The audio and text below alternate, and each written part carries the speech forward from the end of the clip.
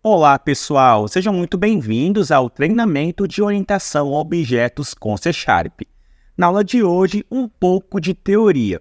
Eu quero passar para vocês o conceito de orientação a objetos. Então, vamos lá! A gente começa pela definição. Orientação a objetos é um paradigma de programação.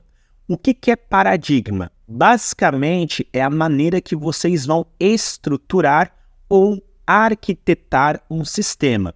Então, é a maneira que vai ser construído. Importante, existem vários paradigmas e eu trago para vocês, então, alguns paradigmas e suas respectivas tecnologias. Então, no caso de orientação a objetos, nós temos o Java e o C#.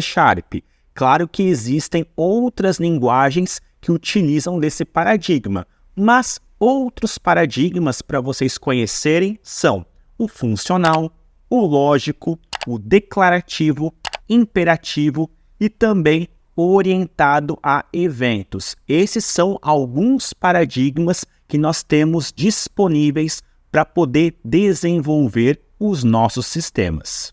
Agora que entendemos a definição, eu quero passar algumas características. Então, o que é interessante na orientação a objetos?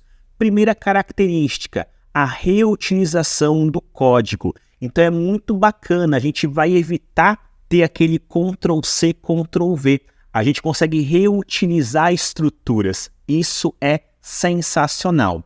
Além disso, facilita muito a manutenção. Então, a gente vai ver na prática como é fácil depois a gente poder implementar um projeto.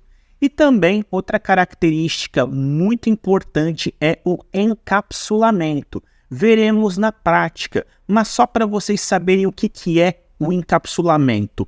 É o acesso a informações como, por exemplo, atributos e métodos. Atributos são variáveis e métodos são funções. Importante que eu trouxe para vocês apenas 3 características, mas existem outras, então fiquem à vontade para pesquisar.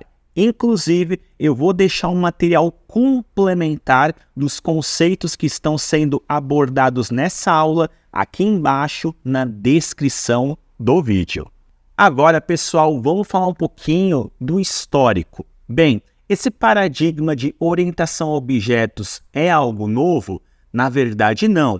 Ele foi criado na década de 60, porém teve sua popularização a partir da década de 80. Então, levou aí praticamente 20 anos para que outras linguagens tivessem suporte a esse paradigma e também os desenvolvedores começassem a implementar em seus projetos.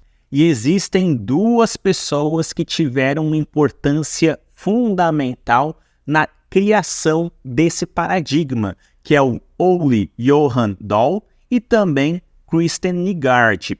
E a primeira linguagem com suporte à orientação a objetos surgiu na década de 60, chamada Simula. Uma outra informação que vocês têm que saber são os pilares. Então, a orientação a objetos, ela trabalha com 3 pilares fundamentais. A primeira é a abstração, que é o processo para identificar características essenciais para criarmos um objeto. Na prática, vocês vão entender melhor isso. Outro pilar muito importante é o encapsulamento, para a gente poder liberar acesso a informações, como, por exemplo, variáveis e funções dentro de uma classe. Isso também, na prática, a gente vai entender melhor. E outro pilar muito importante é a herança, onde 2 classes, que é como se fossem 2 códigos diferentes, conseguem conversar. Mas o conceito realmente é de herança. Então, basicamente, uma classe consegue herdar características e também funcionalidades de outra classe. Qual vai ser o nosso ambiente de desenvolvimento? irei utilizar o nosso .NET na versão 8 e também o Visual Studio Code. Deixarei os links para download aqui embaixo na descrição do vídeo. E no Visual Studio Code é importante vocês instalarem a extensão C# Dev Kit. Existem outras, mas essa que eu vou utilizar no decorrer do treinamento. O link também está na descrição do vídeo. Excelente, pessoal! Finalizamos a nossa segunda aula. Então, um pouquinho de teoria apenas para vocês conhecerem alguns pontos sobre o paradigma de orientação a objetos. Lembrando que tem um material complementar aqui embaixo na descrição do vídeo.